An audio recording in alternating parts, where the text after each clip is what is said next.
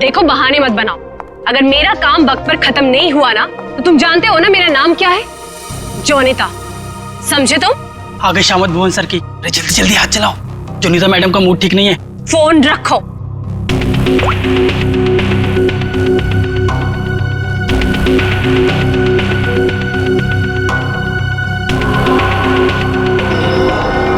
भुवन! जी madam, क्या हुआ? क्या है? हाँ, क्या है ये? तुम्हें अच्छी तरह से पता है कि कल सुबेरे एग्जीबिशन है और हमें इस फिश की डिलीवरी करनी है, तो इस फिश का काम अभी तक पूरा क्यों नहीं हुआ? मैडम, आप मुझ पे क्यों चिल्ला रही हैं? इस पे लाल रंग होना है, खूनी लाल।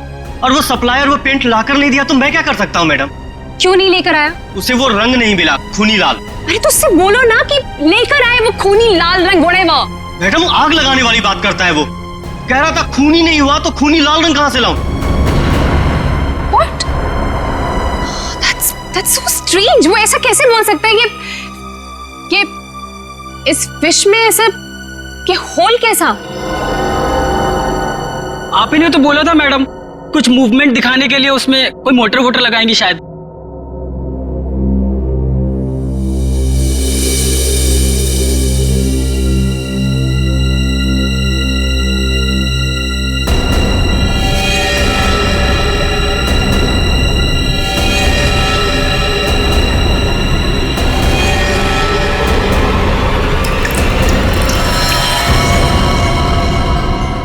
खून? जी मैडम, ये तो खून ही है। पर ये तो फिश मॉडल है, ये तो नकली है। इसमें से खून कैसे निकल?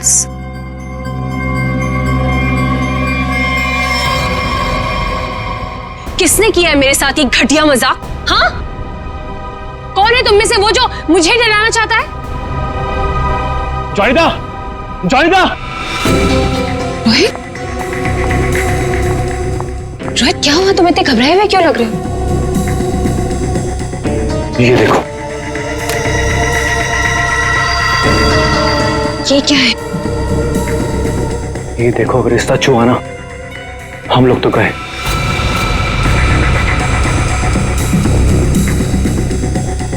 देखो,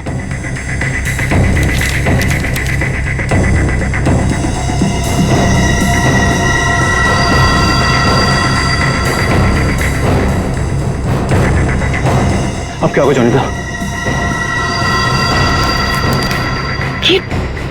ये कैसे हो गया? ये नहीं हो सकता। ओला ऐसे कहाँ है वो? बाहर खड़ा है। जल्दी चलो।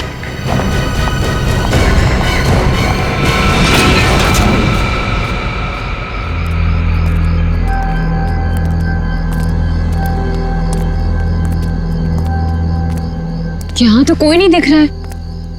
अरे यहीं पर तो था, पता नहीं कहाँ चला गया। रोहित, तुम्हें समझ में आ रहा है? हम दोनों बहुत बड़ी मुसीबत में फंस गए हैं। शांत हो जोनिता। रोहित, तुम्हें अच्छी तरह से याद है उसने यही तुम्हें इंतजार करने के लिए कहा था? हाँ, वो सिर्फ हमारे लिए तो यहाँ पर आया है। वो तो आया है, लेकिन वो कहीं दिखाई भी तो नहीं दे रहा है ना। अब हम क्या करें?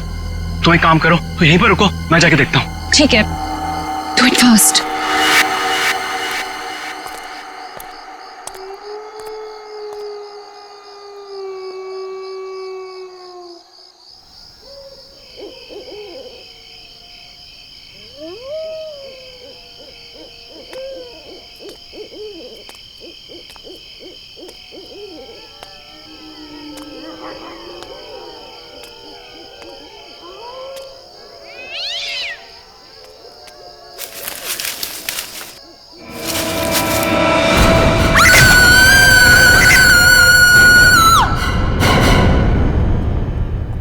मॉडल की डिलीवरी आ गई? जी मैडम, कल रात को ही आ गई। कितने बजे? रात को 1:30 बजे। मैडम, बड़े एक्सपर्ट थे वो लोग, फटाफट आए और अंदर लगा के चले गए। हमें कुछ करने की जरूरत ही नहीं पड़ी। अच्छा, चलो देखते हैं। वैसे भी आज का एग्जीबिशन बहुत इंपॉर्टेंट है। जी।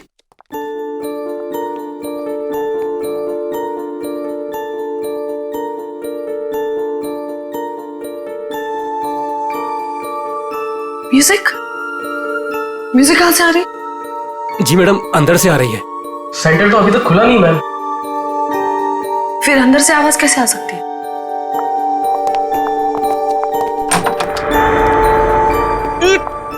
ये बदबू कैसे है? मैडम जी, लग रहा है यहाँ पे कोई चूहा मर गया है।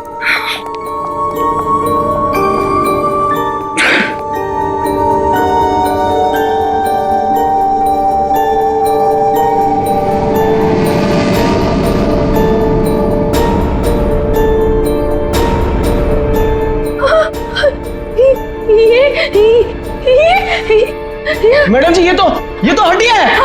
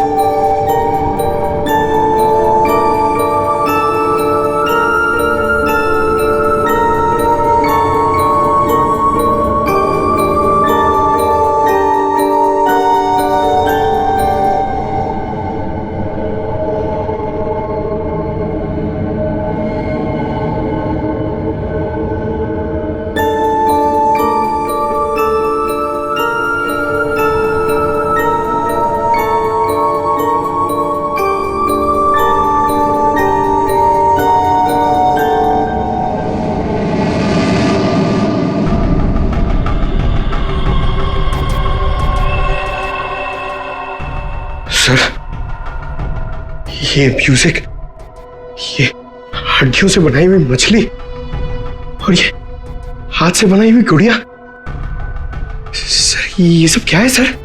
लगता है ये मछली किसी इंसान की हड्डियों से बनाई गई है। ये देखो, ये हाथों की और ये पैरों की हड्डियां और ये पिंजर। अरे बदबू, इन हड्डियों में जो मांस है, इस मांस का सड़न की वजह से आ रही है।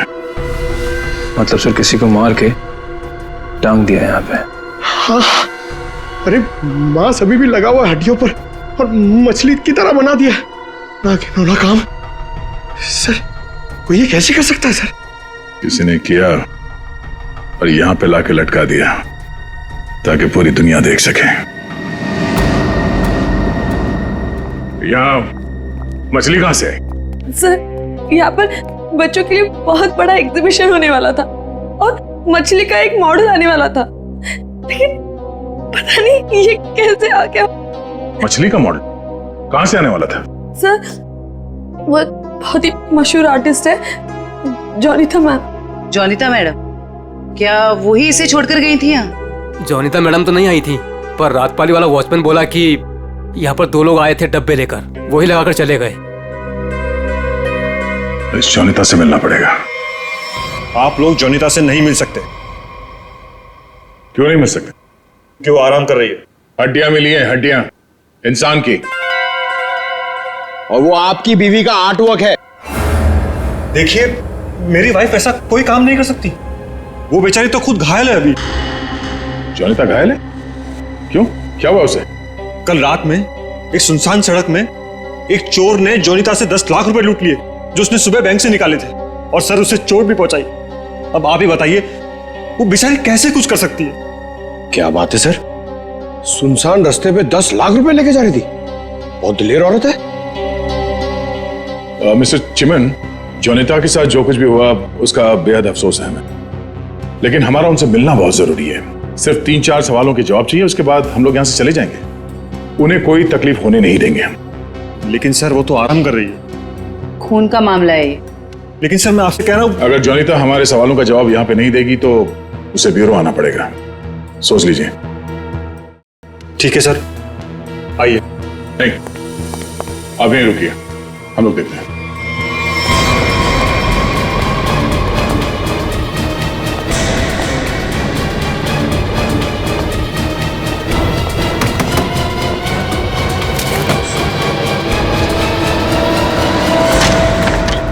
अरे आप लोग कौन है और ऐसे कैसे अंदर? चिमन, कौन है ये लोग? सीआईडी। सीआईडी? आप लोग इतनी जल्दी? जी हाँ, पहले ये बताइए कि आपके साथ हुआ क्या था?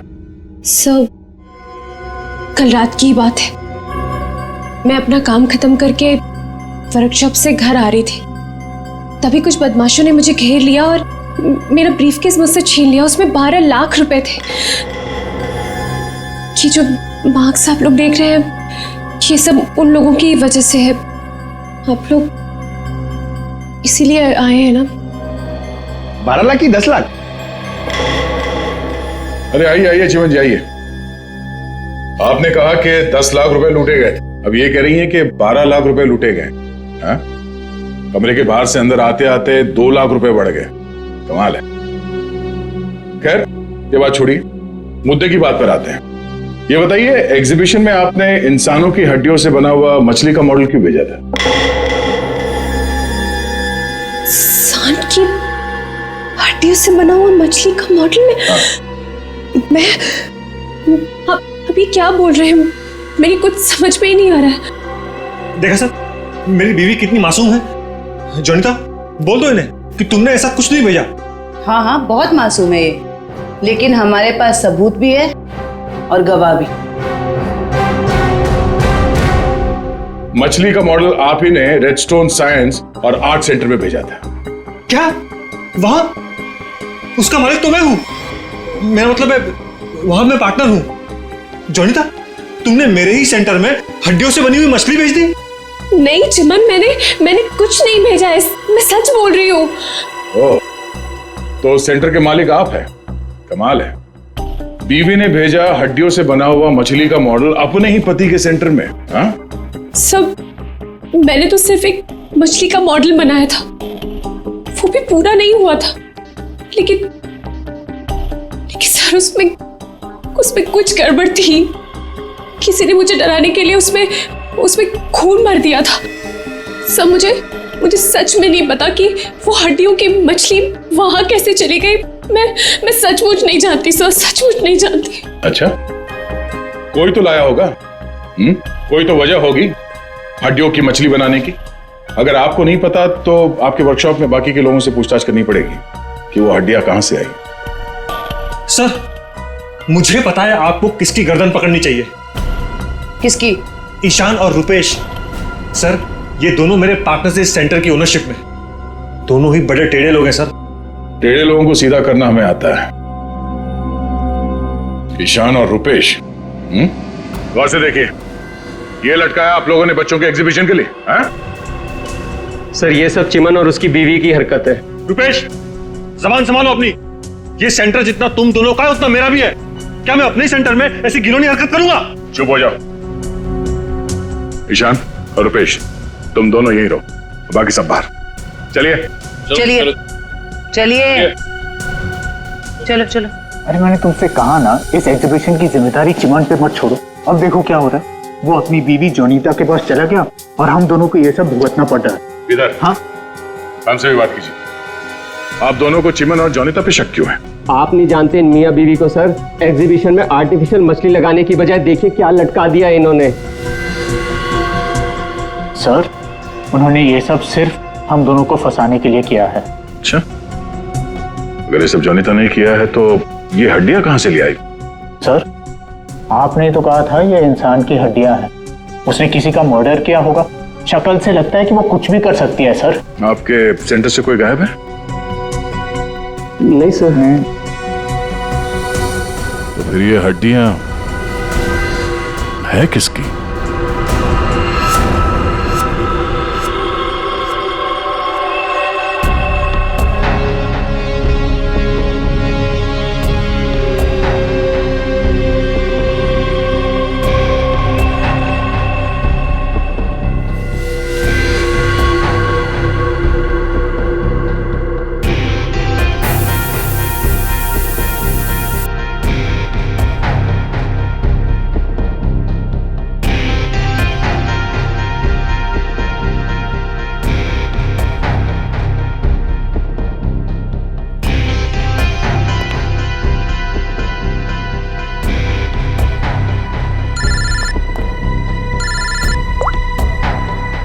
बोलो। अच्छा, ओके, थैंक यू। सर, ये देखिए। हाँ सर, इस मछली में से इंसान निकला कि नहीं? हाँ भाई साहब, इस मछली में से मरने वाला भी निकला है और मारने वाला भी निकला है। सर वो कैसे? इस आदमी की उम्र 25 से 30 साल है। लेकिन सर इसे मारा कैसे गया? गोली से। ये देखो, यहाँ ये पसलियों में गोली लगी। और इसकी पूरी बॉडी को काफी देर तक एसिड में डुबो के रखा गया था ताकि सारा मांस गल जाए। और इस खतरनाक एसिड का नाम है हाइड्रोलिज एसिड। एसिड में डुबो के रखा गया था? हाइड्रोलिज एसिड। लेकिन इतना सारा एसिड खूनी को मिला कहां से होगा? ये एसिड फैक्ट्रीज में इस्तेमाल होता है, खास करके कांच की फैक्ट्रीज में। और मारने वाला? मतलब खूनी के बारे में क्या पता चला? कलाकार, बहुत बड़ा कलाकार है खूनी। देखो, इंसान की हड्डियों को तराश तराश कर मछली बना दी उसने। आर्ट लवर है, आर्ट लवर। अच्छा, कुछ और बता सकते हैं इस आर्टिस्ट के बारे में? इसकी उम्र 22 से 25 साल है और ये एक औरत है। क्या खूनी एक औरत है? हाँ, खूनी एक औरत है। कमाल है, गोली का घाव और कंकाल देख के आप बता दे रहे हैं कि खूनी एक औरत है। मैं नहीं कह रहा हूं, ये सबूत कह रहे हैं। ये देखो, यहाँ हाथ की हड्डियों के बीच में ये मुझे थोड़ा सा खून मिला। जाहिर है ये खून उसी का होगा जिसने ये हड्डियां तराश करके मछली बनाई, क्योंकि इस आदमी की लाश तो एसिड में गल गई होगी, तो ये तो उसी का होगा ना। सर, ये भी तो हो सकता है कि ये खूनी आर्टिस्ट ना हो, उसने सिर्फ ये बनाया हो, खूनी कोई और ही हो सकता है। लेकिन ये लड़की खूनी को जानती तो जरूर होगी, उसके लिए काम जो किया है।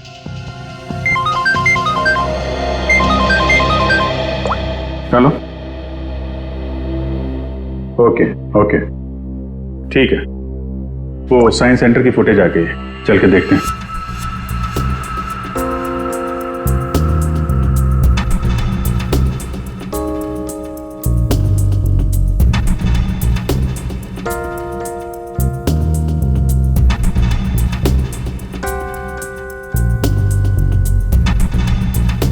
वैन तो आई है सर यहाँ पे।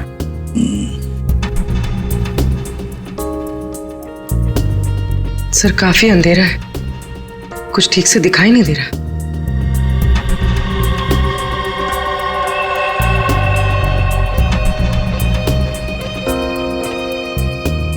भले अंधेरा हो मगर निखिल, दोनों के फोटोग्राफ्स सारे पुलिस स्टेशन में भेज दो, इनके बारे में पता लगा। शायद इसी बॉक्स में लाया गया होगा सर, वो मछली वाला मॉडल।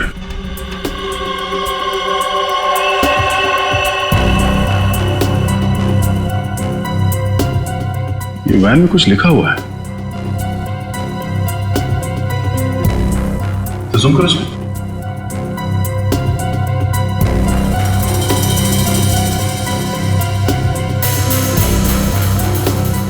कबूतर का लोगो बना है और बीपी से तो कुछ भी हो सकता है सर। एक काम करते हैं पूर्वी, गवर्नमेंट रजिस्ट्रेशन एजेंसी से पता लगा, देखो क्या ऐसी कोई कंपनी है, कोई एस्टैब्लिशमेंट है, कोई दुकान हो जिसके लोगो में कबूतर बना हुआ हो, उनके साथ ये मैच करके देखते हैं ये कबूतर, शायद खूनी के बारे में कुछ पता चल जाएगा। सर, हाँ, तीनों म्यूजिक डायरेक्टर आ गए।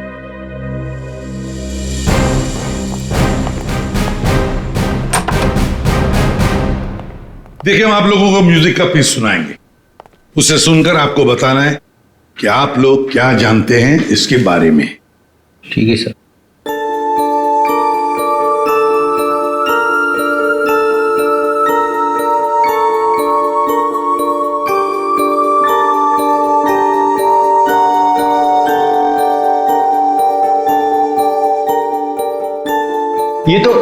ये तो मेरा म्यूजिक है सर। I mean, मैंने ही इसे रिकॉर्ड करवाया है। लेकिन सर, किसी को मार के उसकी हड्डियां लटका दी गई हैं। वहां बज रहा था ये म्यूजिक। सर मुझे नहीं पता कि किसके मर्डर में इसका इस्तेमाल हुआ है। आप लोग प्लीज मेरा यकीन कीजिए सर, मैं बेगुनाह हूँ। आपने ये पीस किसके लिए रिकॉर्ड किया था? म्यूजिक क्लास के लिए, AJK स्कूल। सर वैन पे जो लोगो था वो किसी ब्लू पिजन लॉन्ड्री का है। Blue pigeon laundry. पहचाना आपने इस म्यूजिक को? हाँ, ये तो हमारे स्कूल के बच्चों के लिए म्यूजिक है। पर इसका किसी के मौत से क्या लेना देना? और ये कहाँ मिला आप लोगों को? Redstone art and science centre. Redstone art and science centre? फिर तो ये म्यूजिक और ये सेंटर, इसके बारे में आपको हमारे स्कूल के ट्रस्टी से बात करनी पड़ेगी। ट्रस्टी से क्यों? क्योंकि ये म्यूजिक हमारे ट्रस्टी ने बनवाया था। और हैरानी की बात तो ये है कि वो भी इस redstone art and science centre में जाने वाले थे। जाने वाले थे? हाँ, पर पता नहीं गए भी कि नहीं। कल रात से 2-3 बार उनका फोन ट्राई कर चुकी हूँ, लग ही नहीं रहा है सर। क्या नाम क्या है उनका? मिस्टर रोहित कुमार। रोहित? कहीं ऐसा तो नहीं कि म्यूजिक गुड़िया और हड्डियों वाली मछली किसी किस्म की धमकी या कोई मैसेज हो? पूर्व एक काम करो, एग्जीबिशन की गेस्ट लिस्ट निकालो, चेक करते हैं गुड़िया, मछली और म्यूजिक, इन तीनों से और कौन कौन जुड़ा हुआ है। शौनक, ये गुड़िया ये तुम्हारे हैंडीक्राफ्ट मिल्स में थे बनती है ना? क्यों? चिमन के साइंस आर्ट सेंटर में इंसान की हड्डियों से बनी मछली के साथ लगा हुआ था ये। कमाल है, अब डर तो गए पर हैरान नहीं हुए? नहीं सर, मैं हैरान हूं, मैं तो बहुत हैरान हूं सर। मेरा कुछ लेना देना नहीं है सर इस सबसे। मजाक किया किसी ने? मजाक बहुत हो गया, अब जरा खुल के बताइए। और मैं आपको याद दिला दूं कि आप CID ब्यूरो में हैं, यहां गूंगे भी बोलने लगते हैं। सवाल पूछने से पहले ही पसीना छूट गया हैं? अब ये बताओ, वो मछली इस चीज के साथ क्यों लटकाई गई थी? मुझे कुछ नहीं पता सर, और वैसे भी ये गुड़िया तो कोई भी खरीद सकता है। बात तो सही है, गुड़िया तो कोई भी खरीद सकता है ना? चलो ठीक है, कोई बात नहीं, तुम जा सकते हो।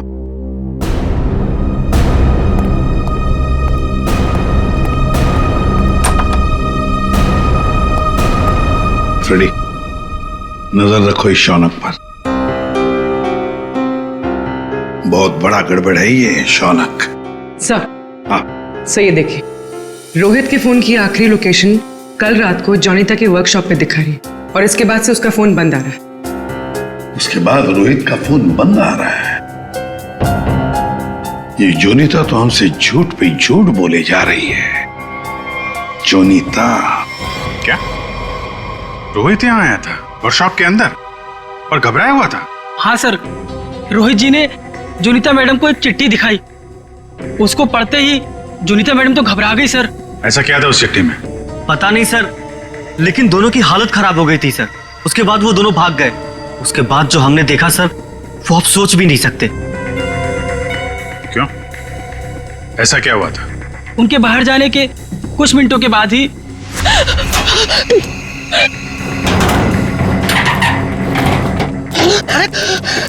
मैडम, ये क्या हुआ आपको? कुछ नहीं, चुप रहो, बिल्कुल शांत रहो। ये बात यहाँ से कहीं बाहर नहीं जानी चाहिए। खोलो दरवाजा, खोलो जॉनी, दरवाजा खोलो जॉनी, दरवाजा खोलो। मैं मरना नहीं चाहता, वो मुझे मार देगा। तुम ऐसा नहीं कर सकती जॉनी दा। अरे ये तो रोहित साहब की आवाज है। मैडम दरवाजा तो खोलिए। नहीं, कोई दरवाजा नहीं खुलेगा, कोई दरवाजा नहीं खुलेगा। जॉनी तो दरवाजा खोलो। दरवाजा नहीं खुलेगा। वो मछली, उसे चला दो, अब यहाँ से मत चला दो उसे।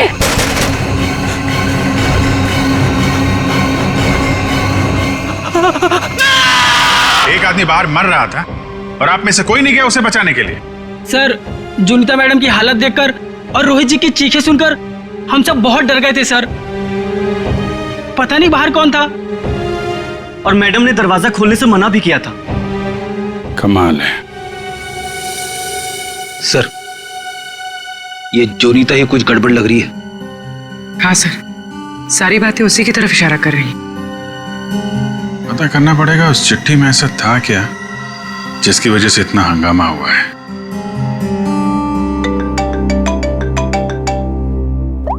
हेलो, हाँ हाँ, ओके ओके ओके ओके, ठीक है ठीक है, थैंक यू वेरी मच। जिस वैन से वो हड्डियां सेंटर पहुंची थी ना, वो लॉन्ड्री वैन का ड्राइवर काम पे वापस आ गया है।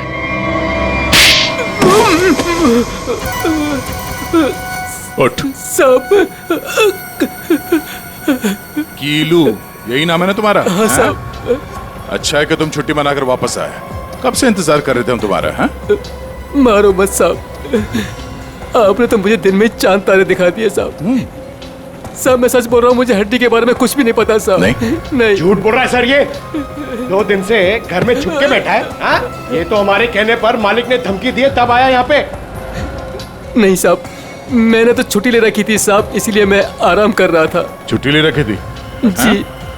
सच बता वरना एक और। नहीं साहब, मैं सब सच बता देगा साहब।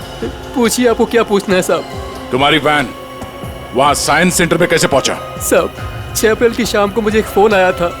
उसने मुझसे कहा कि तुम्हारी मुझे वैन चाहिए कुछ घंटों के लिए साहब। बस मेरा काम इतना था साहब कि मुझे वो कांच की बंद पड़ी हुई फैक्ट्री के सामने अपनी गाड़ी खड़ी करनी थी साहब। बस इतना ही मेरा काम था साहब। किसी ने कहा और तूने कर दिया, सोचा नहीं क्या होगा उसका? साहब उसने मुझे 25,000 भिजवा दिए थे ना, इसलिए मैंने फिर कुछ सवाल नहीं किया साहब। बिना सोचे समझे काम करोगे तो ऐसे ही फंसोगे। गलती हो गई साहब। चल, गलती हो गई। खून तो इस ग्लास मिल में हुआ है, अब वहीं हड्डियों का मांस उतारा गया होगा। निकले, काम करो, इस कीलू का फोन ले लो। इसको फोन करने वाले के बारे में हम खुद पता लगाएंगे। तब तक इस ग्लास मिल में है क्या देखते हैं।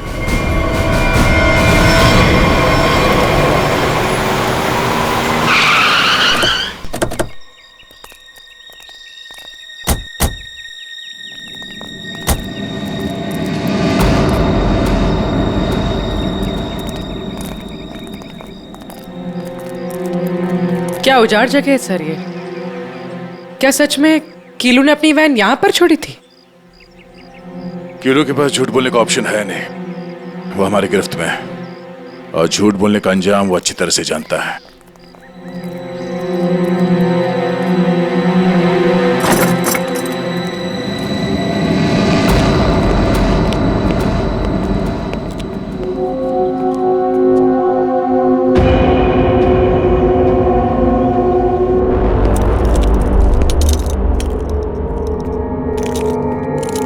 इस मिल में कांच तराशने का काम होता था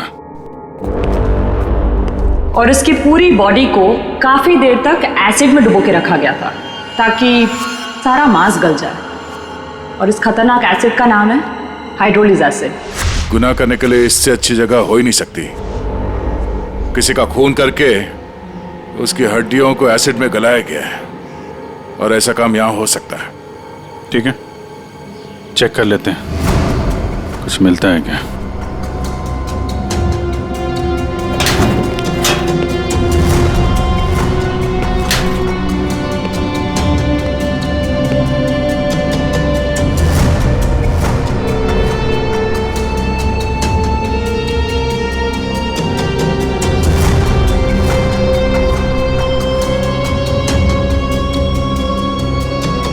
बाथटब और यहाँ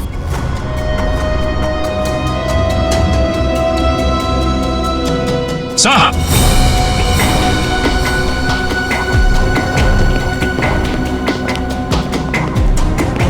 हाँ सचिन, ये देखिए सर, बाथटब के ऊपर खून लगा हुआ है। फैक्ट्री के अंदर बाथटब और बाथटब में खून। लगता है बॉडी पे एसिड डाल के इसी में गलाया गया है। मांस अलग, हड्डियां अलग। ये देखो, जले हुए मांस का अंश लगता है। सर, यहाँ पर कुछ है। पूर्वी नहीं, हाथ मत लगा। एसिड होगा, उंगलियां जल जाएंगी। किसी और चीज से निकालना पड़ेगा।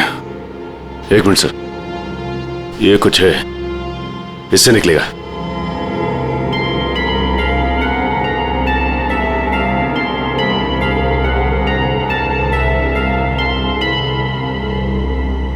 ये देखिए सर, ये अंगूठी पूरी तरह से जल गई है। सर शायद उस आदमी की है जिसे यहाँ मारा गया है। सर इस अंगूठी पे कोई डिजाइन बना हुआ है। आर लिखा है सर इस पे। आर? कहीं अंगूठी रोहित की तो नहीं? वो स्कूल के ट्रस्टी की हो सकता है। रोहित की बचपन की फ्रेंड जोनीता, वही बताएगी किसकी अंगूठी है। आपका कहने का मतलब क्या है कि मैं खूनी हूँ? अब ऐसे ही समझ लीजिए। जोनीता जी, अगर खूनी आप नहीं है तो कौन है, आप ही बताइए। देखिए वो सब मैं नहीं जानती, लेकिन मैं सिर्फ इतना जानती हूँ कि मैंने कोई गुनाह नहीं किया है। अगर ऐसा है तो आपने अपने वर्कशॉप में वो मछली का मॉडल जलवाया क्यों? ये चुप रहने से तुम्हारी सच्चाई साबित नहीं होगी।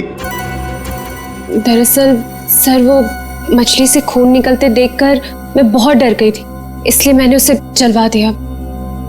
चलिए एक और बात बताइए जयंती, ये रिंग रोहित की है ना, जिसकी तुमने मदद नहीं की? ये रिंग रोहित की है ना, जिसकी तुमने मदद नहीं की? ये तो जब पता था तो बचाया क्यों नहीं उसे? हा? हमें पता है कि उस रात वर्कशॉप के बाहर रोहित तुम्हारे साथ था। क्या हुआ था वहां पे? उसकी मदद क्यों नहीं की तुमने? बताओ। कौन था उस रात तुम्हारी वर्कशॉप के बाहर? और उस चिट्ठी में क्या था जो रोहित ने आपको दिया था? सब मुझे नहीं समझ में आ रहा है। आप लोग क्या कह रहे हैं? देखिए इस वक्त मेरे पति बाहर हैं और मैं उनके एब्सेंस में आप लोगों के किसी भी सवालों का जवाब नहीं देना चाहती। आप लोग प्लीज मुझे बातों में मत फंसाइए। हम तुम्हें फंसाने नहीं आए, तुम्हें बचाने आए। मछली के उस मॉडल में जो हड्डियां हैं वो शायद रोहित की है। जिसने भी रोहित को मारा उस रात वो तुम्हें भी मारना चाहता था। अब जो कुछ भी है सच सच बताओ, झूठ बोलने का कोई फायदा नहीं। सर मैं नहीं बचूंगी अब, अगला नंबर मेरा है सर। उसने कल रात मुझ पर भी हमला किया था। ये निशान उसी की वजह से है सर। मैं तो बच गई, लेकिन मैं रोहित को नहीं बचा पाई सर। कौन था वो जो तुम्हें मारने आया था? सर मुझे नहीं पता सर। मैं उसका चेहरा नहीं देख पाई। कोई सिर्फ तुम दोनों को ही क्यों मारना चाहता मगर? हाँ? नहीं सर, हम दोनों 3, मैं, रोहित और शौनक। शायद कोई हम तीनों से उस राज के लिए बदला ले रहा है। कौन सा राज?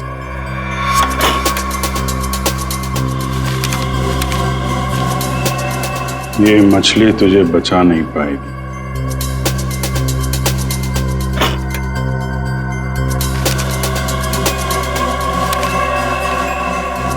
ये गुड़िया का खेल बहुत जल्दी खत्म हो जाएगा। सर ऐसा ही लेटर रोहित के पास भी था सर। कोई हम तीनों को डरा धमकाकर हमसे पैसे ऐंठ रहा है। अच्छा, जोनीता और शौनक, अब सब कुछ सच सच बताओ। क्या किया तुम लोगों ने? बताओ जल्दी। सब 2006 में मैंने, शौनक ने और रोहित ने मिलकर एक छोटी सी कंपनी बनाई जिसमें हम बिजनेस पार्टनर्स थे। हमें उस कंपनी के लिए पैसों की जरूरत थी और हमें इन्वेस्टर मिल भी गई, समारा। उसने हमारी कंपनी में 1 करोड़ रुपए की इन्वेस्टमेंट की। कंपनी का प्रॉफिट देख के हम लालच में आ गए और सारा पैसा हम तीनों ने आपस में बांट लिया। फिर एक दिन हम कैसे करेंगे उसके पैसे वापस? रिलैक्स गाइस, हम लोग कंपनी को घाटे में शो कर देंगे। पेपर्स में मैं दिखा दूंगा कि घाटा हो गया। प्रॉब्लम क्या? और मैं इतनी बेवकूफ हूं कि सब मान जाऊंगी। समारा हम तो तुम लोग मुझे घाटा दिखाओगे? समारा ने ऐसी ये बिजनेस खड़ा नहीं किए। पैसा दिया है समारा तो लेना भी जानती हूँ। प्लीज उसे छोड़ दो। तुम चुप। पीछे हटो।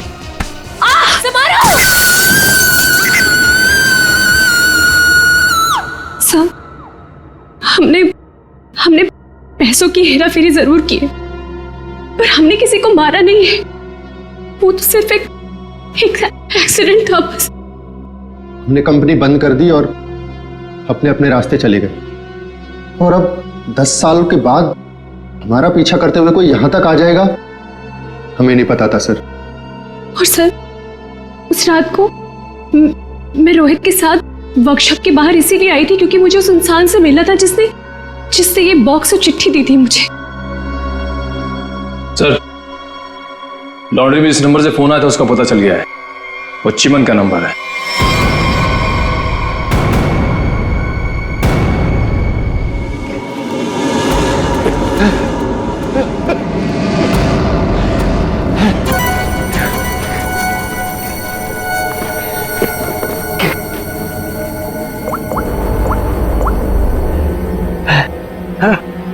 अरे कहाँ हो तुम? फंस जाऊंगा मैं, जल्दी आओ। अच्छा कहो।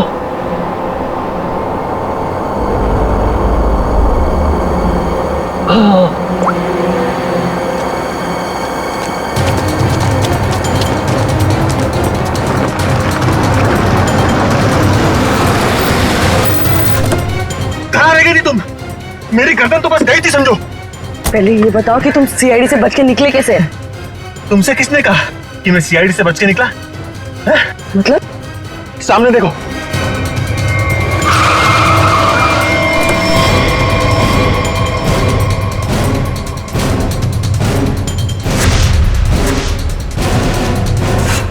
सीआईडी यहाँ पर कैसे?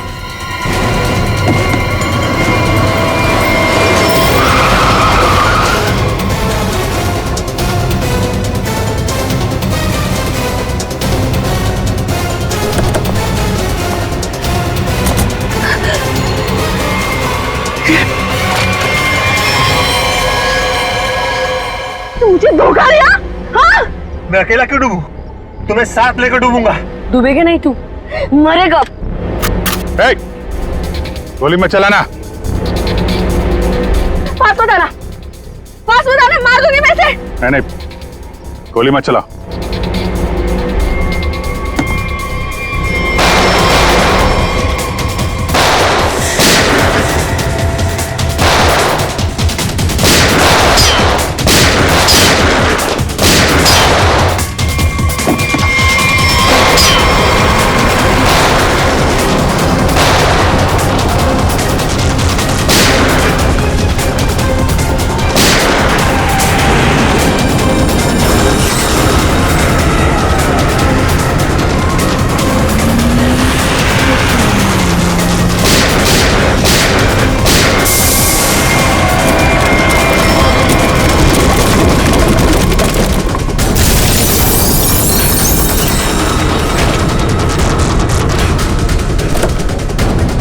निकल। सर मैं बेगुनाह हूं सर, मैंने कुछ नहीं किया। मैं तो मालविका के प्यार में बहक गया था सर। बड़े बड़े बहके लोगों को हमारी जेल ठीक कर देती है, तो बाकी का जेल में बहक लेना। बेवकूफ है, कुछ भी ढंग से छुपा नहीं पाया और सीआईडी से मिल गया, इडियट। हाँ, इसके पास हमने ऑप्शन नहीं छोड़ा था।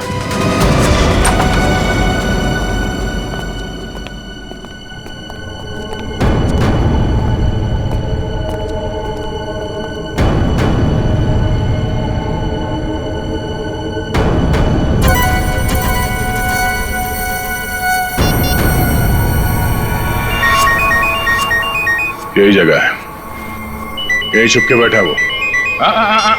नहीं, थोड़ी देर हो गई, पहले स्विच ऑफ कर लेना चाहिए था। मैंने क्या किया? देखिए, आप मेरी बात सुनिए। तब से तुम्हारी ही सुन रहे, आप गलत आदमी को पकड़ रहे हो। फिर तुम ही बता दो किसको पकड़े? वही जो असली मुजरिम है। तो तुम रोको उसे। तुम तो समारा से रिलेटेड हो ना? जिसे जोनिता और उसके दोस्तों ने धोखा दिया था। हाँ, लेकिन मैंने ये सब समारा के लिए नहीं किया। वो तो कई साल पहले ही मर चुकी थी और मुझे उसकी कोई पड़ी भी नहीं थी। आप लोगों को लगता होगा कि ये सब बदला है, लेकिन ये सब बदला नहीं है। फिर तुमने ऐसा घिनौना जुर्म किया क्यों? मैं समारा की नौकर की बेटी, उन्होंने मुझे अपनी बच्ची की तरह पाला था। समारा के मरने के बाद सारी प्रॉपर्टी मेरे नाम हो गई थी क्योंकि उनका कोई वारिस ही नहीं था। लेकिन मैंने अपनी बेवकूफी की वजह से सारी प्रॉपर्टी गंवा दी और जिंदा रहने के लिए एक मामूली सी नौकरी करनी पड़ी। हाँ? करोड़ों के कर्जे में डूब गई मैं। तो जोनिता, रोहित, शौनक और उनके पुराने कंपनी के कागजात, वो धमकियां, रोहित के दर्दनाक मौत, इस रास्ते कैसे चल पड़ी तुम? मैं समारा के पुराने ऑफिस गई थी। वहां पर मैंने कुछ कंपनी के पुराने पेपर्स देखे। तब मुझे पता चला कि उन तीनों ने समारा को धोखा दिया था। मैं चाहती तो मैं पुलिस में जा सकती थी, लेकिन पैसे में मेरी जान अटकी थी। तो तुमने तीनों को ब्लैकमेल करने की सोची? सोचा अमीर लोग हैं, मोटी रकम मिल जाएगी। हाँ, सबसे पहले रोहित ने हमें पैसे दिए और जब जोनिता और शौनक की बारी आई तब वो उन्हें बचाना चाहता था। अच्छा, तो रोहित तुम्हारे प्लान के बीच में आ गया, इसलिए मारा गया, है ना? हाँ, और उसकी वो हालत देखकर ही जोनिता और शौनक ने हमें पैसे दिए। लेकिन आप सब बीच में और मेरा सारा खेल चौपट कर दिया। इतनी प्लानिंग अपने पैसों को संभालने में लगाया होता तो इस हालत में नहीं होती। जुर्म के रास्ते चलने पे पैसे नहीं, जेल की सलाखें मिलती हैं। और जो जुर्म तुम लोगों ने किया है उसकी एक ही सजा है, फांसी।